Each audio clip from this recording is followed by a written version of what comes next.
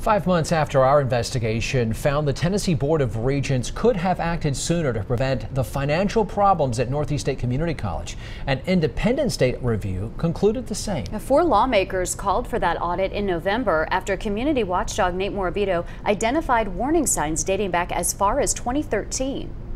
That's roughly 4 years before Northeast State's $5 million budget deficit, a financial shortfall that led to layoffs and the departure of the college's president. The recently released Tennessee Controller Report lays it all out, finding while there are proper policies in place now to prevent future financial problems at Tennessee's community colleges, TBR could have done more to prevent this situation. There's no possible way that only one person could be responsible for this much of a downfall. This independent review of Tennessee Board of Regents oversight at Northeast State Community College says as much. But to this day, Faculty Senate Vice President Trish Crawford remains unsatisfied, considering the school's former president is the only person so far who's technically lost her job as a result. The state let her retire. We still have many unanswered questions, and no one at our organization or within TBR has been held accountable. The Controller's review is another step in that process of accountability.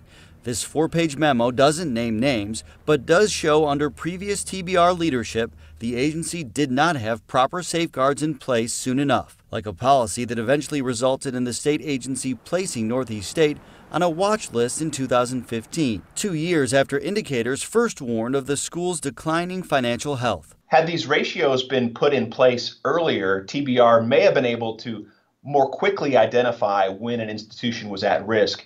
And in the case of Northeast State, may have found that Northeast State was at risk earlier in the process. As a result of the problems at Northeast State, TBR since announced increased oversight at all of its community colleges, changes the state's review calls adequate. I'm not 100% sure that those go far enough, but at the same time, I think that they are at least a stepping stone. Former student government president Seth Manning previously criticized the college and TBR. I think better days are ahead. But told us the findings of this review are a significant development. I think that there was an admission that there could have been more done, both by the school and by the TBR. Crawford, meanwhile, is convinced the findings don't go far enough. We will not let this issue die until we have some type of real solution.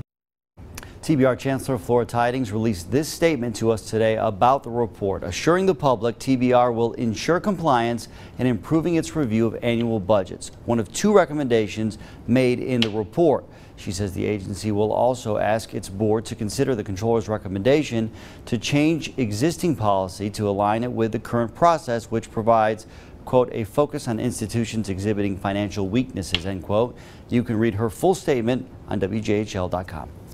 And despite the past problems, TBR maintains Northeast State continues its mission of serving the region's students with nearly 1,500 students set to graduate May 8th.